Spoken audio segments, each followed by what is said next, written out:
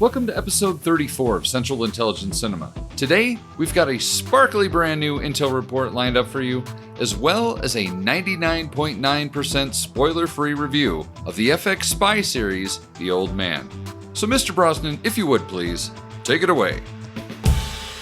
Beg your pardon, forgot to knock.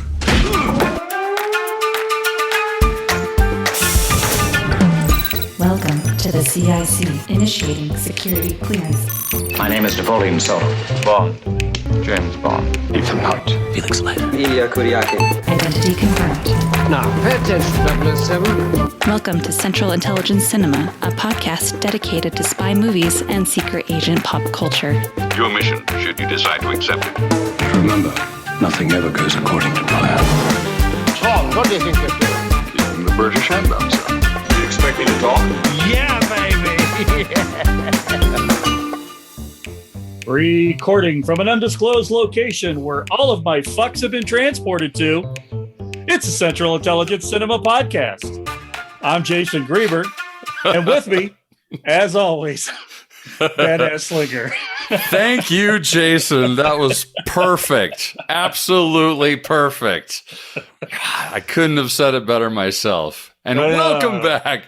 Welcome back to the CIC, the spy movie podcast that is on the podcast charts in Ireland for film reviews at 176th. Hey, we broke the top 200. That's right.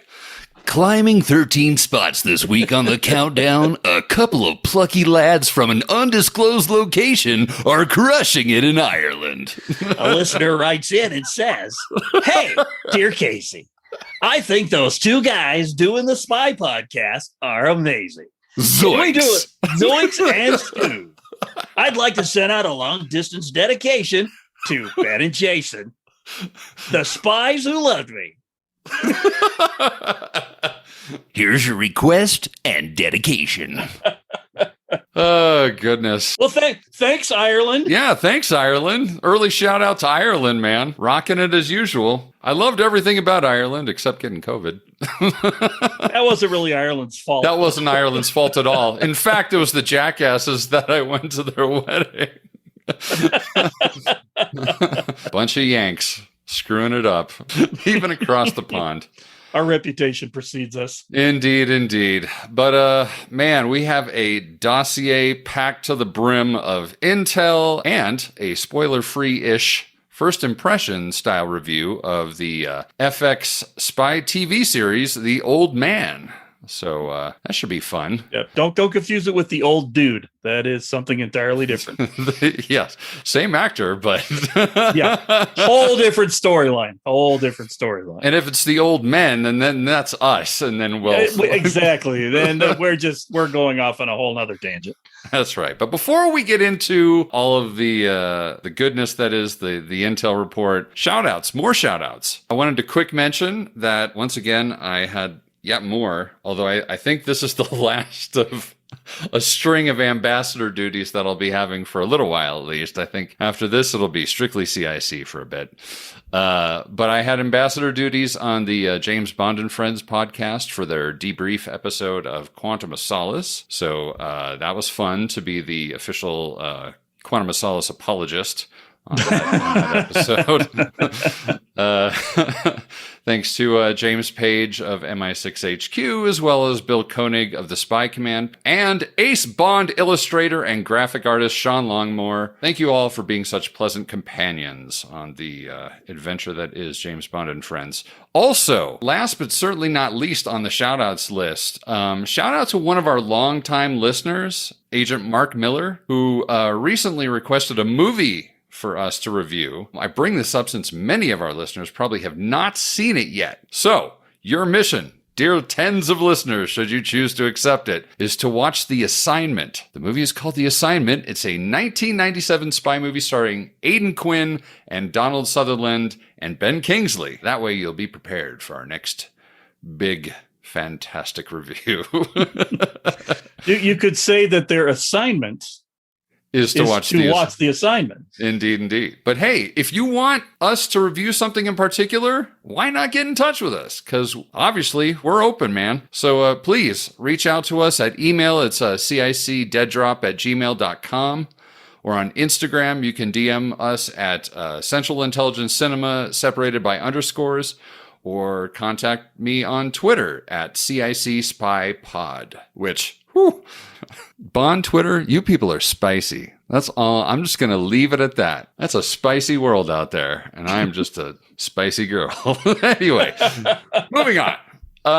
Also, if you would like a shout out, or maybe you just want to show some love, why not give the CIC a glowing, effervescent 5-star review? Sparkling. Shiny. Indeed. Shiny. Like, we were expecting Hubble 5-star reviews from you.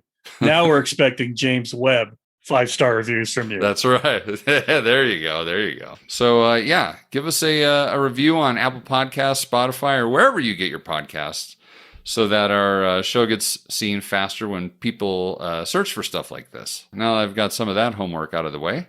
Shall we get into some info? Let's hit it.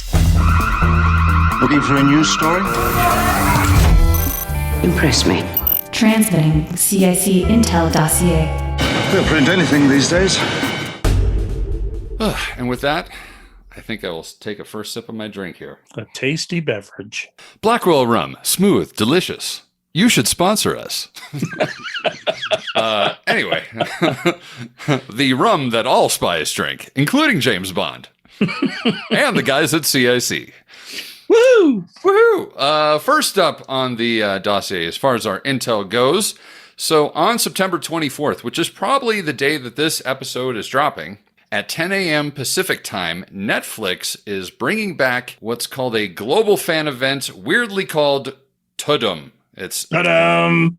Tudum! So it's all caps TUDUM, which weirdly enough does not air on Netflix. It airs on YouTube. But the reason I bring it up is that Gal Gadot, Jamie Dornan, and Aaliyah Bhatt will all be on there talking about the new spy movie Heart of Stone. So I'm guessing we're also going to get our first trailer for that, hopefully, because they wrapped on shooting, I believe, at the beginning of August. So probably well enough time for them to cut some sort of little teaser or whatnot. Heart of Stone is written by Greg Rucka, who also wrote The Old Guard. The Old Guard 2 is actually currently filming. Also, perhaps interesting to fans of spy movies, we'll get a look at Extraction 2. So that's something to watch once you're done listening to this podcast. Yeah, remember, kids, podcast first. That's right. Homework afterwards. That's right. And now it's time for news of the weird-ass intel.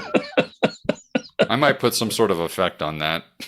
Because, man, we got some weird shit going on in the spy movie world right now. First of all, recently, Mission Impossible 8, which is currently filming in London, their filming was brought to a halt when a flock of sheep got in the way. Okay. So that's a thing that happened, and there were pictures to prove it. I mean, what were they in the way of? Well, hard to know. It's top secret stuff, I guess. You would think Tom could have just gone out and talked to him. Tom can speak sheep, right? He does everything else. He does everything else. I mean, all he has to do is load the program into his memory bank. Exactly. And it's right there. Certainly, I know Kung Fu. They put it in there. Somebody plugged the Sheep Whisperer program into him and puts it in. And he just comes over and is like, "Hey, sheep, how are you? You're great. Listen, I think you guys are doing great work. Great work with the police. But here's the thing: we have a movie we have to shoot. So I'm going to need you guys to move out of the way. Just out of the way. Thank you. Thanks, guys. Love what you're doing. Love your work. Love it.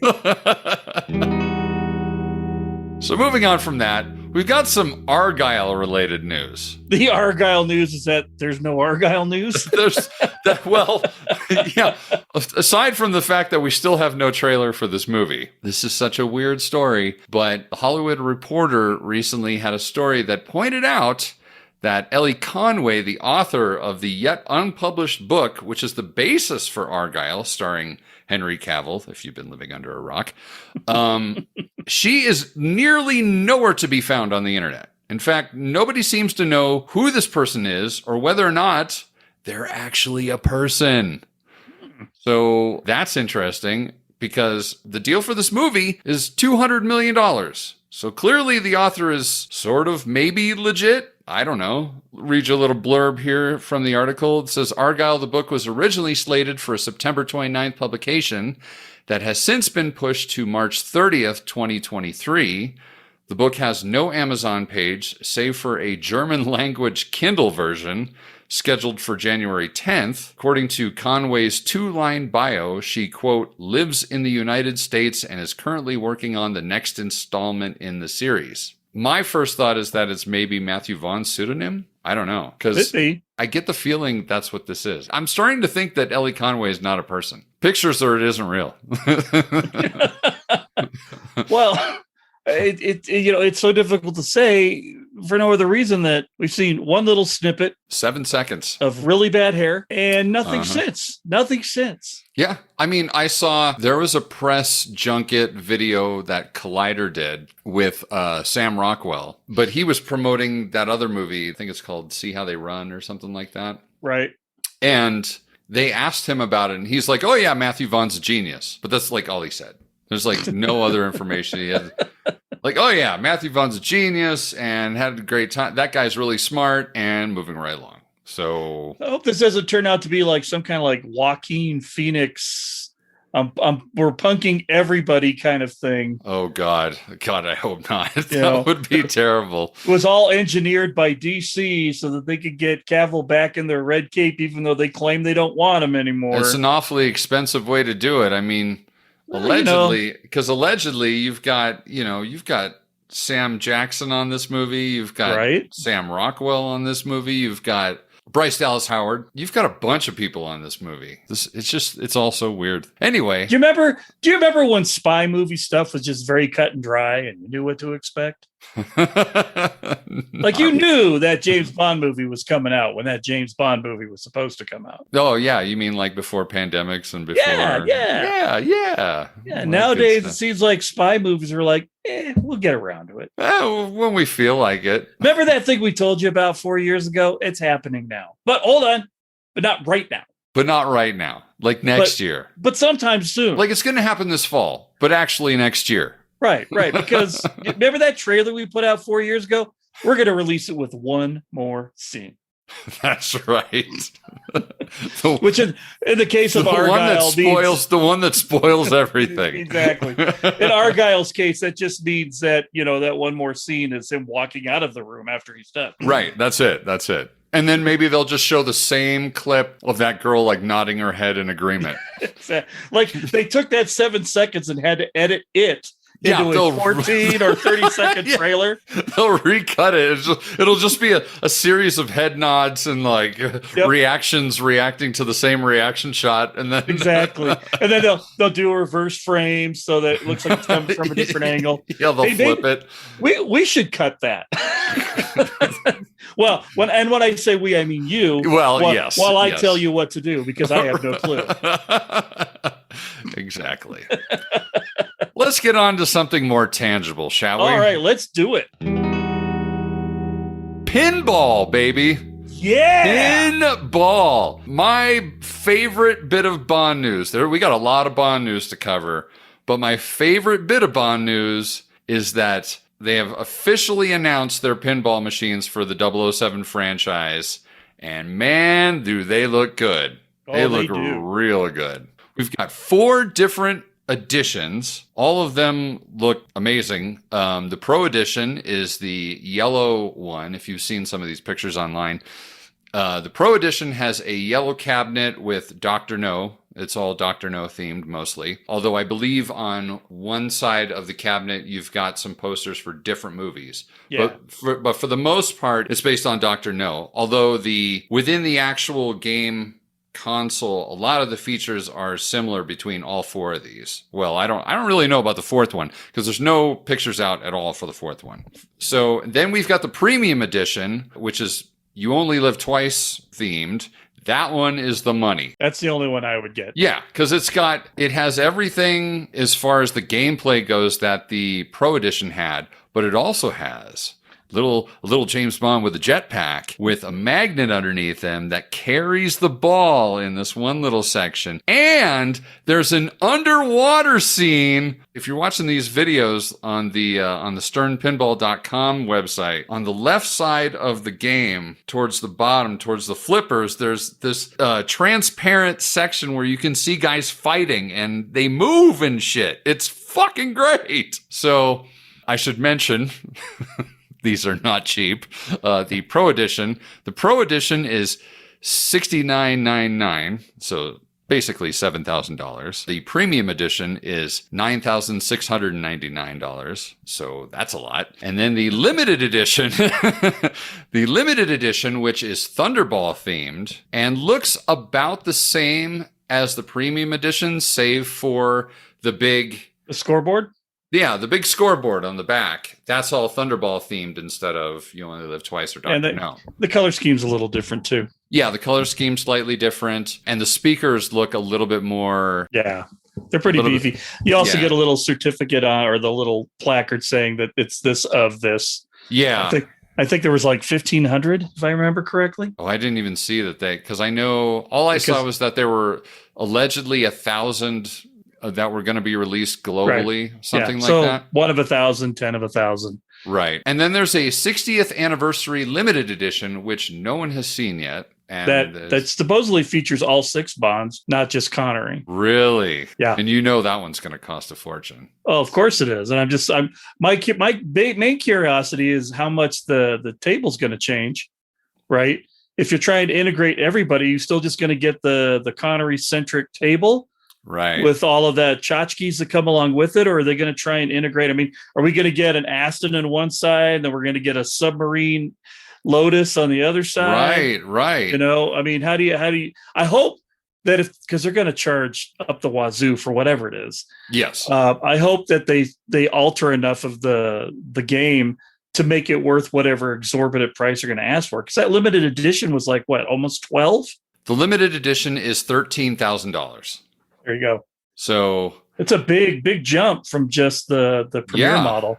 Yeah. The premium model for basically the same setup. Right. You've got the jump from the Pro to the Premium, which is roughly $3,000. So you're paying $3,000 for a James Bond and a jetpack with a magnet. Which totally worth it. I'm just going to say right now, if you're talking about ridiculous pinball machine money, yeah, you might as well get the one that's got everything. Right. I wouldn't get the limited edition just because I'm not the biggest Thunderball guy. You got to be a major Thunderball guy to spend the extra dosh just to get one that has Thunderball on the scoreboard, but has the exact same gameplay as the You Only Live Twice one. That's exactly it. It's literally a collector deal. And then if you're, I mean, granted, you know, we're not so bourgeoisie that, you know, $9,000 is, well, this one's the bargain, but. You know, by the same token, I mean, unless you're diehard, why wouldn't you just get the midline one? It'll play the same as the big one. It probably plays the same music as everything is probably exactly the same, except you don't get the little placard and you don't get the better speakers. And I'm telling you right now, you could mod those speakers. Yeah, all the same, very exciting stuff. Oh yeah. I mean. I'm still going back and forth in my head about whether or not I can convince my wife that it's a great deal to do it. Yeah, I was talking him off the ledge earlier today. He really was, man. Holy cow.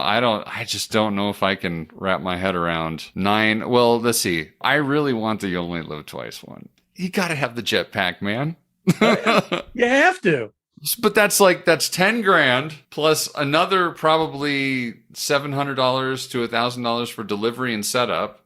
If you do the white glove setup, which I would want because I'm an idiot. And so I'd want them to put it together correctly so that I don't screw it up. So that's a lot of money. That's like $11,000.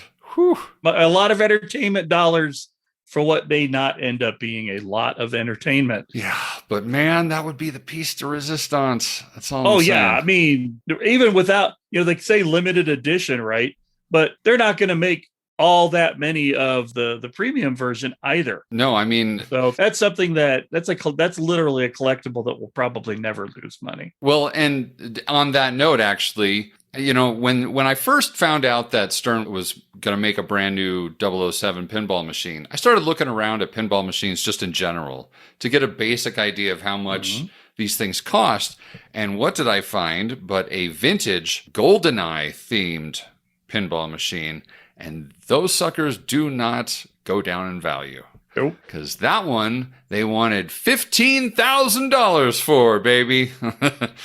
Because eventually they all get trashed. Right. And this one was in perfect working order. Like the whole shebang-a-bang. Like I even found out that apparently it had like the big satellite that's at the beginning of the movie, you know, that gets trashed by the EMT or whatever, the EMP. EMP. EMT. By the EMP. So that satellite is in the pinball machine. And apparently that's the one piece that always tends to break or whatever. So yeah. But this one was intact. See, there you go. You know, it's funny. So Stern has been killing it with pinball machines for the last 10 years. They've released a whole bunch of rock and roll artist theme ones, like they did Aerosmith, Iron Maiden, I think they did. But they did a Led Zeppelin one last year or the year before. Mm-hmm. And I was in the same quandary you were about that one, because they had three versions. The one in the middle was the one I wanted. Mm-hmm. And I'm like, $9,000. And my wife loves playing pinball. Well, that's my wife too. And when I told her what the prices were today, she was like, so the cheap one, right? And in your brain, you're like, I should say yes to get it, but I really want the other one. Yeah, exactly. My wife, she is on pinball teams out here. She does competitions sometimes, things like that. She's actually pretty good at it. Oh, really? You know, so we'll go to the game houses out here, and she'll just sit there on the pinball machines with like $4 and be there for 2 hours. And I burn through a roll of quarters. I'm like, you know what? I'm going to go play Asteroids because I can last on that for a while. Pew, pew, pew, pew. But so I've been seeing all of these things, like the Led Zeppelin one. The only nice thing about having a pinball machine in your house, as opposed to just going and paying to play somebody else's, is you can hear it. Yeah, because there's not music blaring. It's not being drowned out by the sound of all the other machines. Yep. Also, So- you know that not a million gross people have touched it and done God knows what on it. Yeah, the cooties stuff is also an issue. Especially in this day and age. And I mean, I've seen some of these snot-nosed kids literally that have played stuff. I feel like sometimes, I mean, get on a pinball machine like, Egon, you're mucus. Well, yeah, I mean, just a bit more information for those of you who have not seen any of the pictures. There is a big Russian missile bumper type thing. Yep, from You Only Live Twice. It's From the You big Only Live Twice. It's the rocket that the gigantic penis rocket swallows. Yes, exactly. And then it also has the DB5. I know we've all had our fair share of the DB5 for the last 10 years in movies, but not as cool as this one. Not as cool as this one because it literally ejects out of the top. The ball ejects out of the top of the DB5 and then rolls back down towards your flipper thing. And it's really friggin' cool. Yeah, it's amazing. And again, like I said, the You Only Live Twice version has the little jetpack guy. So with the magnet that delivers the ball down to the thing. Is there anything else that I'm missing? There's a bunch of pictures of different Bond girls, and the artwork's top notch. Like there's a little. It's replicated. So like the backboard, the scoreboard is replicated off of the poster, I think. Yeah, really well too. Like the artwork is beautiful. The artwork is absolutely beautiful. It's got an LCD display that will probably have the mini games and stuff on it. Even the bass sound system on Sterns are really great. And there's going to be the option to pick the songs you want to do. So it'll play the theme song. You pick whichever mission you want to play. It's going to be awesome. I cannot wait for these things to show up at our local places over here. So you and I can go play it. And then we can do a review on a future Intel report of just how awesome it was. Indeed. I even noticed too, like, you know, it's been a hot second since I played a pinball machine, but it looks like it has some sort of Bluetooth enabled thing that will Yeah. that will connect up so that you can track your points and track your game history playing the pinball machine. So that's kind of cool. Yeah, that is very cool. So all kinds of bells and whistles, literally. But whew, more to come on that. So next up, I'm very excited about this one. On October 4th, the day before Global James Bond Day and the official 60th anniversary of James Bond, we are getting the Sound of 007 in concert as sort of the kickoff to the 60th anniversary. And the concert is created by Eon and produced by 5-time Bond composer David Arnold, who's going to be playing this super fucking cool guitar. I don't know if you've seen the pictures of this, Jason. No. It's got the gun barrel like printed on the guitar itself. Nice. And then there's like a 007 down at the end of the neck. It looks cool as hell. And then they're going to auction that off at the end of it. Nice. So yeah, for charity and whatnot. So that's super cool. And then the lineup for this thing includes Lulu, Chrissy Hind, Becky Hill, Ella Eyre, Jamie Cullum, John Grant, and Paloma Faith will join Dame Shirley Bassey, Garbage, and Celeste, accompanied by the Royal Philharmonic Concert Orchestra. That's a lot of stuff. And there's a lot of action going on there. Indeed. And here's the best part of this story is that you can stream the event globally on Prime Video. That's awesome. So even us folks across the pond will get to watch it right in the comfort of our own home. And I will just mute it when Lulu is singing. I won't. I'll listen. I'll see if maybe. Would you say this is something that might engender a mini review, or do you think everybody's just going to do it anyway? We could certainly give our thoughts like in an Intel report. So maybe coming up to an Intel report near you. Indeed. One last little bit of intel. So this is a follow-up to our gargantuan View to a Kill review. And by the way, we can do worse. So that's right. Mind your P's and Q's, misters and missuses. That's right.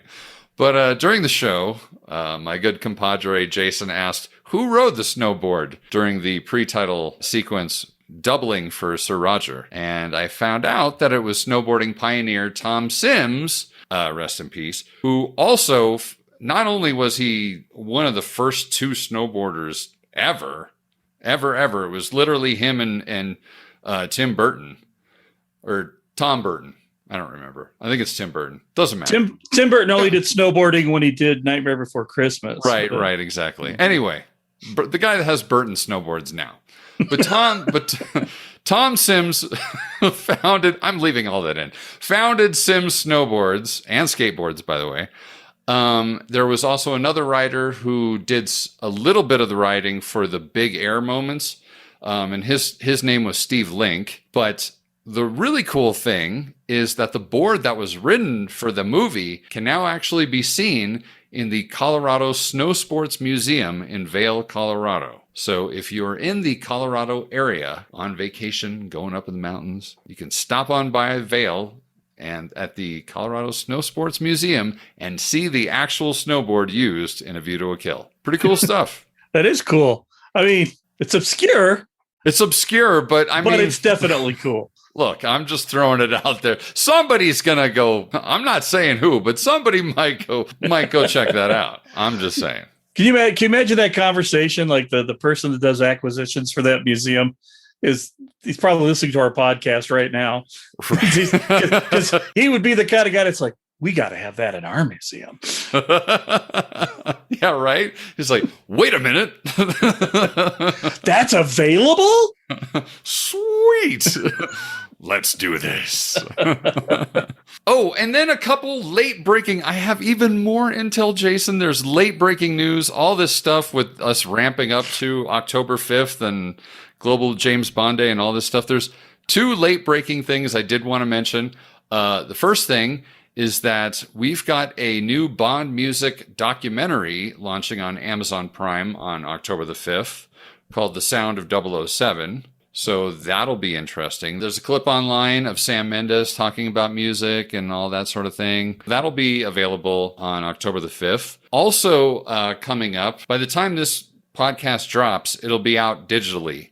But then you can pre-order a vinyl version of it. It's called Bond 25, and it's a new album of themes, like it's all the theme songs, but performed by the Royal Philharmonic Orchestra. So that's kind of a cool little interesting deal. They're all like slightly different renditions. I really want to hear A View to a Kill as a full orchestral. Yeah.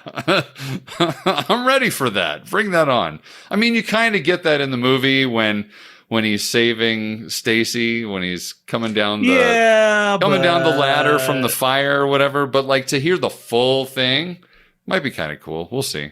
Yeah, well, you know the horn section is loving the idea of this idea. Oh, or yeah. This kind of thing. Like, ooh, we're finally going to really get in there. That's right. Exactly. Everybody's getting paid. So, so that's about it for Intel. I guess we'll get into this little review here. All right, let's do it.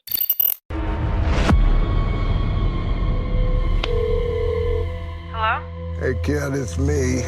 They found me. You and I were not going to be able to talk again. Remember that I love you, that I'll always love you. I want to understand how your world works.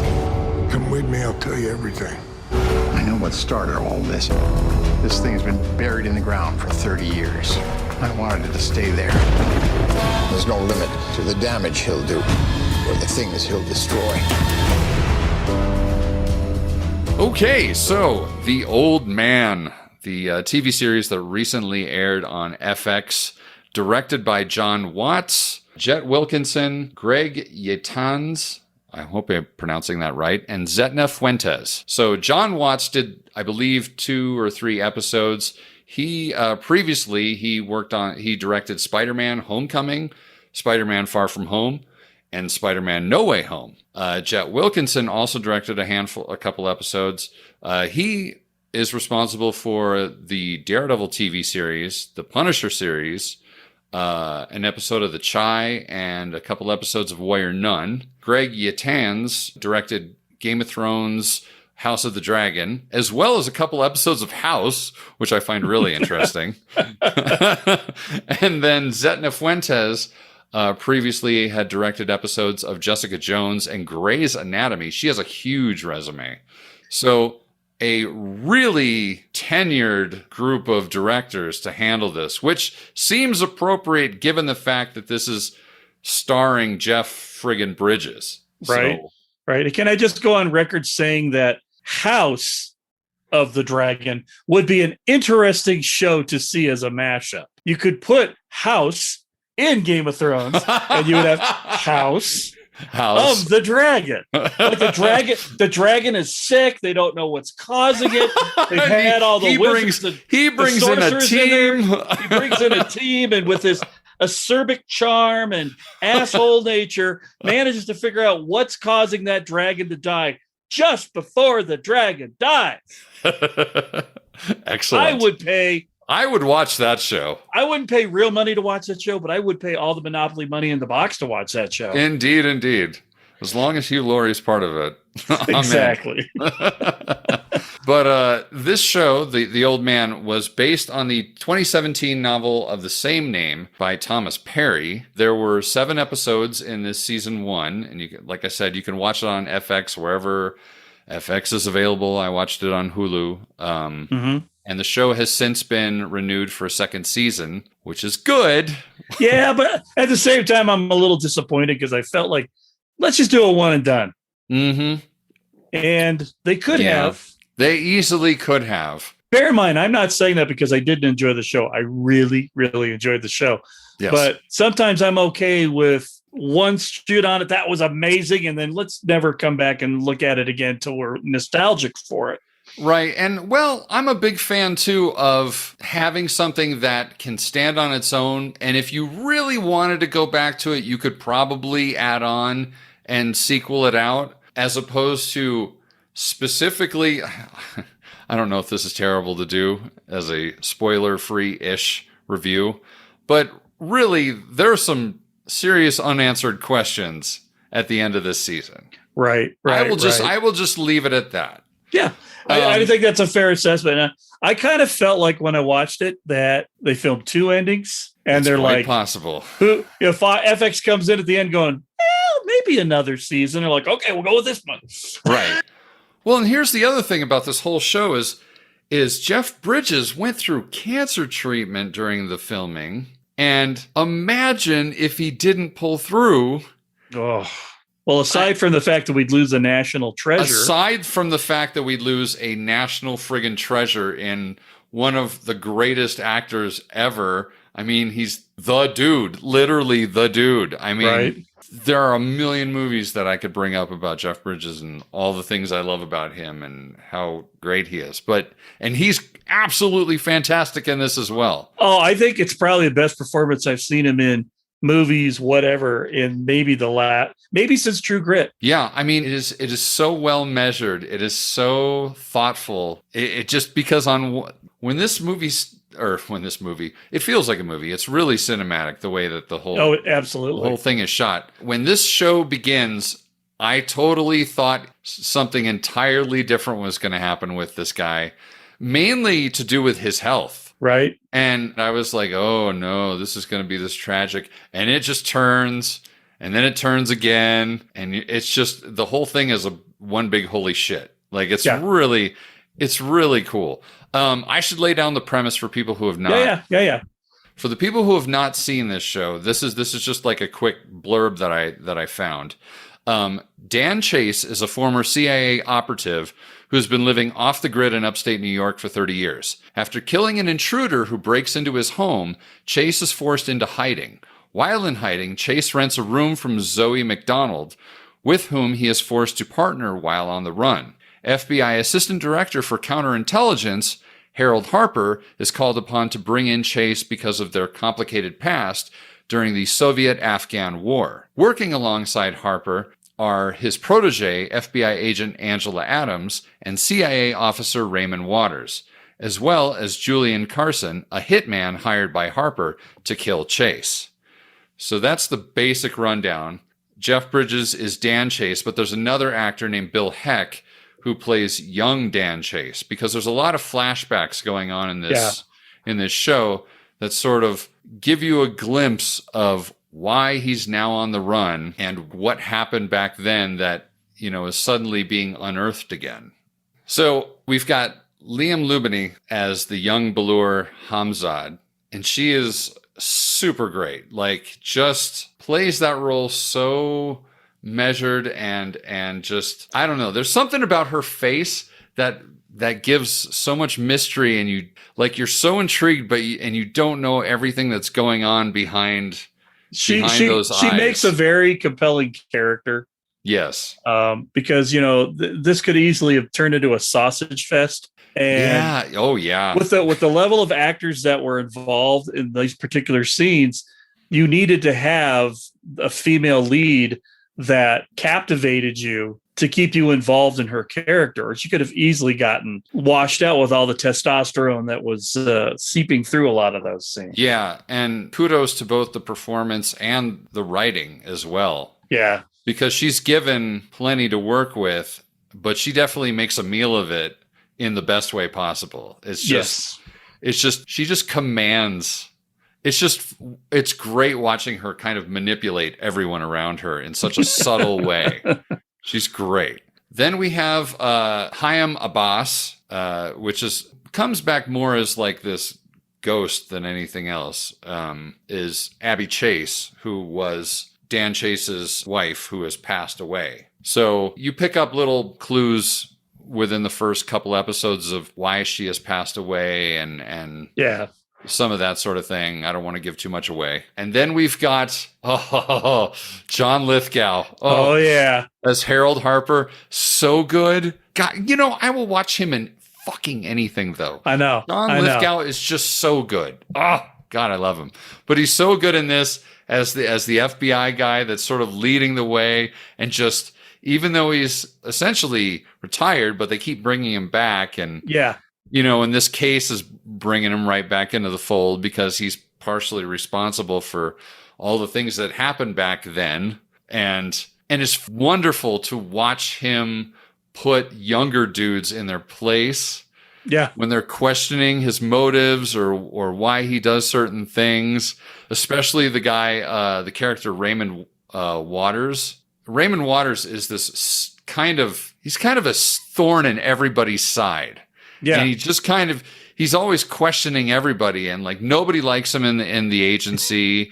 And because he's constantly like questioning everybody's loyalty to the agency and what is everybody's motive. And he's constantly kind of interrogating within his own department. And like, he's kind of a dick, but like, he's kind of that necessary dick. Right. You know, but man, does John Lithgow's character put that motherfucker in his place, and it's great to watch. So he's great. And then we do get to see there's a actor, Christopher Redman, who plays a young Harold Harper, who does an unbelievable. Oh my God. Does he nail that or what? Like spitting image. And it's all the mannerisms. He gets voice, all the mannerisms. It's his cadence, the walk. All of it. It's so perfect. It's unbelievable how good that guy is. Then we've got Aaliyah Shawkat as Angela Adams, who, again, that's another act. I mean, everybody in this cast is really good. Yeah. There isn't a quality actor in any role, even in bit parts. Yeah. I mean, even the assassin, Julian Carson, the guy who plays Julian Carson, I don't know his name, but he's fantastic too. Like, he's really nuanced even. So, but yeah, Aaliyah Shawkat absolutely nails it. And I can't say too much about her character if people are just getting into this show, but just as this, you know, young sidekick to Harper, learning the FBI and almost this weird father-daughter sort of relationship that they have. But at the same time, things become clear to Harper that make their relationship strained, and it's also good. She really kind of provides the gravity that keeps the Harper character kind of in check. Yeah. Because the level of gravitas that Lithgow is having to use in a lot of those scenes could very easily get around to, I am acting very good. Yes. Thank you. Yes. And she's just kind of there with the sort of, yeah, I'm gonna have to ask you to dial it back kind of thing. But it works. They have such good chemistry together, considering how diametrically opposed the two characters kind of are in their personalities. But you feel there's a bond between them that is there between the characters. It feels very real. And then finally, we've got Amy Brenneman as Zoe, another stellar friggin' performance. Zoe is just such a great character who gets yanked out of her life into the fold of this crazy spy situation. Like that she's just a innocent participant, you know, this unwilling participant in all of this mess. Mm-hmm. But man, it's what's great about it is that she's not helpless and that she's smart as a tack and just uses everything, you know, that she knows to employ to bend people to her will so that, you know, her life isn't completely ruined by this whole situation that she's been yanked into. Right. As far as just things that I really liked about the show in general, first of all, this is the first spy movie, because we've been watching a lot of silly shit lately. On the show anyway, on the CIC. And this is a lot more grounded. It's a lot grittier. And it also really focuses on that element of spycraft of manipulating people. And like mentally and sort of kind of twisting people to do what you want them to do. Yes. And that is really shown off well in this show. In fact, there's literally a moment where that is being taught to someone, and it's really, really good. It's good stuff. Also, the fights are good because they're gritty and they're realistic considering the age of Jeff Bridges. Yes. You know, they're not, it's not like this perfect non-messy fight. These stuff gets messy, stuff gets ugly and gross, and The fights, and it's funny because it's just Jet Wilkinson guy having written on Daredevil and Punisher. The fights were very reminiscent to me of the Daredevil fights from the first season of the hallway scene. Yeah, where it's just it's like this is actually longer than the fight scene in They Live, and twice as uncomfortable, and yet it seems super realistic in comparison to the one from They Live. So, like you said, you're looking at what would happen when a 70-some-odd-year-old man is getting into a fight with a much younger dude. Exactly. So you're not getting all of a sudden I'm a superhero. It's sort of like I'm just doing what I can to kick your ass and get away from here. Yes, exactly. Just using every dirty trick he knows to keep it moving. So that's one of the things that really stood out to me. The photography is awesome on it. I mean, it feels like I'm watching a movie half the time. It feels big. It's, the fact that it is international, the fact that, you've got all this stuff, even if half of it was shot, I don't even know. I didn't even see if they shot most of it like out in the desert in California or not. But I mean, which I'm sure they did a lot of that. But I mean, like it felt like we were in Afghanistan when they were in Afghanistan. Yeah. It's a very smart show. I think some people might think that it moves a little too slow, but I don't know. I didn't have a problem with that at all. I didn't feel like there was a problem with the pacing of any of the episodes. No. I kept thinking, how the hell are they going to wrap this up? Because I knew what the episode count was. I definitely felt that way towards the end as well. I'm like, oh my God, how are they gonna give you any sort of ending to this? When are we gonna see the payoff? Like the payoffs are coming, but when? Like, how are they gonna do all this shit? So just a really good, I mean, as far as I'm concerned, certainly my favorite of the TV thing. We haven't really reviewed a whole lot of TV yet, but this is certainly we watch a lot. I watch a lot, and I will say I think this is 3 for us. We've only done 3 actual recorded TV reviews on the CIC, but I would say this is my favorite. Oh, hands down. Hands down. Just really good stuff. Cannot wait for the second season. I believe, if I remember correctly, I think they're going to try and wrap it up next season. I don't know for sure. Yeah, I don't really feel like I want to spend more than 2 seasons with this particular group of people. Well, I mean, how much longer is Dan Chase going to be able to hack it? Because I feel like you're all of a sudden you're going to get Ewoks. And I don't want Ewoks. I just want it to end with Han Solo gone, Han Solo's taken by the Empire. I want it to end on a down note. That's all the Empire Strikes Back is a series of down notes. See, I don't want Ewoks. I just want closure.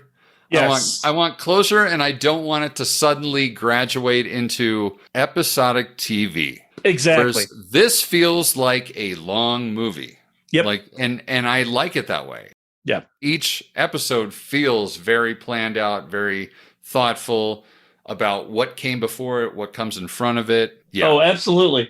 And I mean, I've seen good TV, compelling TV that can last 4 or 5 seasons. I mean, Breaking Bad, I don't think there was a bad episode in the bunch. Right. But even Better Call Saul, same thing. But, those are people that know how to do that kind of stuff. Mm-hmm. And I am not saying that the people working on The Old Man aren't people that know how to do that. But I did also watch Daredevil season 3. So, well, we're also going off of a book. This is not something that came. It's not a series of books. Right. Exactly. So there you go. Yeah. I just think, if you have access to FX, I think it's safe to say that we both highly recommend it. Absolutely. I will look forward to actually doing a review of season 2 so that we can talk more openly about this season. Yes. Because man, is it good. So go watch it. This is a good one, man. This is a good one. Do not miss out. That's your homework for after you're done listening to the show. And after you've watched The Assignment. Of Correct. Which we will be your reviewing. Assignment, but this is your other assignment. That's right. That you watch after the assignments. That's right. Is to watch The Old Man to prepare for listening to 2 old men talking about The Assignment. And scene. And scene. But I guess that's about it. The only thing I'll mention is, so I bought a new phone recently. Okay. I know this is my worst little transitional story. This isn't ever. just a segue. This is a segue that drove off a cliff. But my segue is that I recently bought a new phone. Okay. And I needed a case for said phone, and I was looking all over for a new iPhone 13 Pro case, and couldn't find one that I really liked. They all just seemed sort of, it's fine. It's, I guess, whatever. I mean, the other thing is I'm almost 50. I mean, it's a fucking case for your phone, whatever. But I decided, well, wait a minute. I have a quartermaster at my disposal. I am part of a really small spy network called the CIC. And therefore, I created a brand new iPhone case that you can find at our merch store. And so why not come down to the merch store? We've got a bunch of other stuff too if you don't need a phone case. We've got t-shirts and mugs and some other goodies. We've got stickers. So go check it out. And you can find that store. There's a link to the store at the bottom of the description of this very episode that you're listening to on your phone. So why not go check it out? You might find something cool. But I think that's about all we got for now. We'll just we'll be back soon to do that review of The Assignment. Dun, dun, dun. Dun, dun, dun. But with that, I'm Ben. And I'm Jason. And the CIC will return with more missions, more martinis, and more mayhem.